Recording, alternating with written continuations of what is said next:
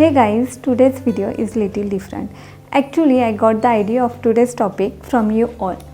As I'm getting many DMs and comments on my plant collection, my plants look very healthy and lush green. Many of you asked me how you keep these plants always lush and flourishing. So in this video, I will be sharing some basic tips and tricks to keep your plant healthy and growing.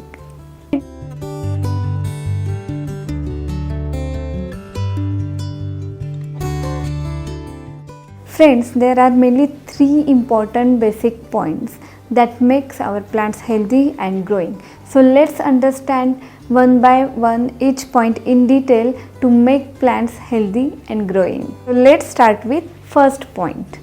Know your plant basic needs. Like human, our plant also has some basic needs to grow and survive. Apart from food, their origin, perfect light requirement, water and soil. These are some basic essentials to grow. For example, succulents are from dry desert places, so they love to be in bright direct sunlight with fewer water requirement, and they really do well in sandy soil. While plants like philodendrons, syngonium, monsteras, they are from tropical rainforest areas where they live in humid areas with dappled shade. Soil in these areas are rich in organic matter and slightly moist always. If you plant succulents in low light and water them daily, without any doubt they are not going to survive. And same with ferns, if you plant them in direct sunlight with less water, without any doubt they are not going to survive. So when switched into home setting, these plants prefer same kind of environment around them. Basically, if you provide water, light and soil as per plant origin, as per their need, definitely they would survive. I would suggest when you purchase or bring new plant to your home, just collect some basic information from the nurseryman. Some basic questions like where should I keep this plant, indoor or outdoor, and place your plant accordingly.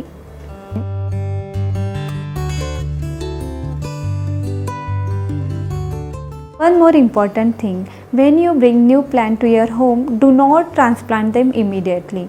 Give your plant some time to adjust in a new place. After a week or in a 10 days, you can repot them in a slightly big container to avoid transplant shock. If you are making new potting mix for your plants, I would suggest making potting soil as per your plant requirements. Means sandy for succulents and rich dense for palms or tropical plants. Soil provides essential nutrients and microorganisms that play a vital role in the growth of the plant.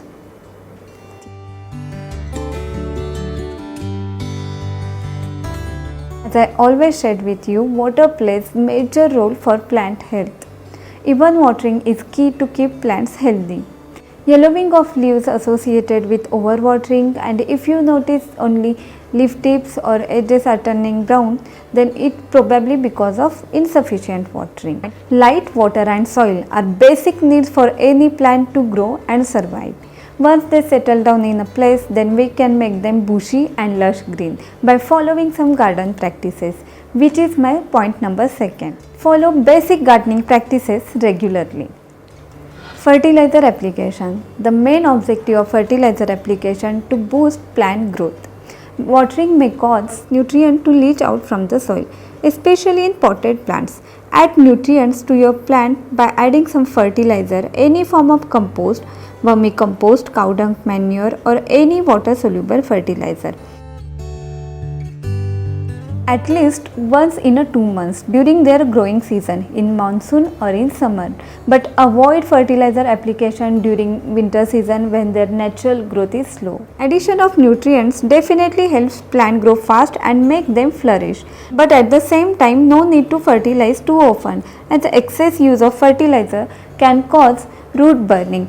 So once in a 2 month is good deal for indoor plants, and for flowers and vegetables you can put fertilizer once in a month. After fertilizer application, pruning is an essential garden practice for all kind of plants. Pruning, the main objective to develop plant energy into right direction. So removing excess and old vegetative growth is important. For vining types of plants, money plant, syngonium, philodendrons, if you allow them to continue to grow, they can become long and leggy. These plants don't mind being cut back, so cut off their thin growth. It will encourage new shoots to form at the point where they were cut. Other foliage plants like coleus, ficus or flowering plants like roses, hibiscus or jasmine prefers regular pruning to maintain their bushy and compact growth. It also encourages side shoots and trigger new bud development. Remove old dried leaves from foliage plants like aglaonemas, ferns, spider plant, monstera or palms to develop healthy foliages. Regular pruning also improves good air circulation around plant and make them bushy.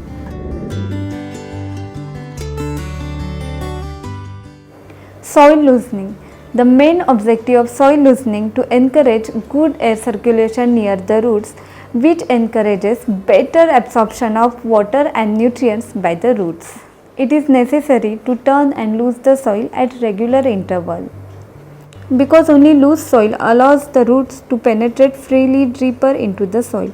Soil loosening improves the air circulation and minimize the chances of root rot.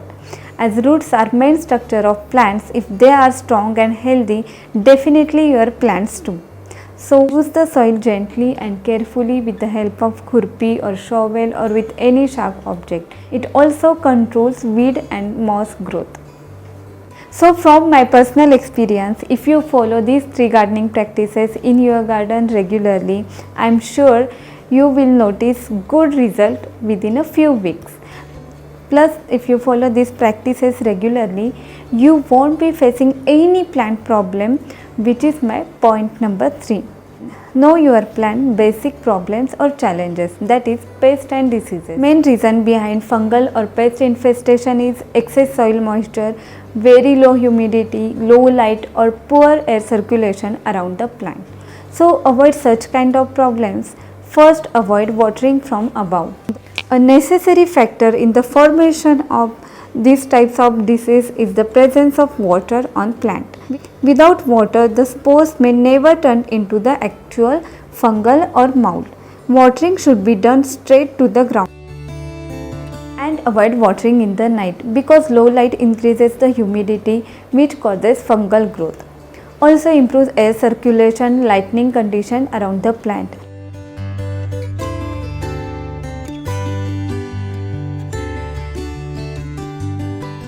So considering these preventive measures, we can prevent or control disease and pest infestation in our garden. Even though if you notice any pest attack on your plant, just make sure that you deal with them as soon as you see them, because severe pest infestation can cause severe damage to your plants. Use of strong jet of warm water could help if the infestation is less. You can add some drops of soap nut or natural liquid soap in it. You need to spray it multiple times. Once the pest is in control, increase the spraying intervals. Cover all new growing tips and foliage of the plants. They might come again, so keep checking the growing tips, stem, foliages regularly. For severe pest infestation, use neem oil soap solution twice in a week. Once the pests are in control, you can increase the spraying interval. These are 3 points and garden practices that I follow.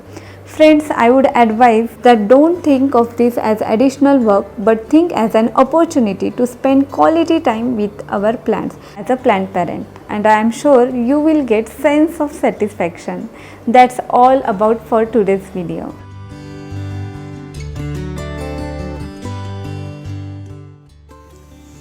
See you soon. Till then, happy gardening.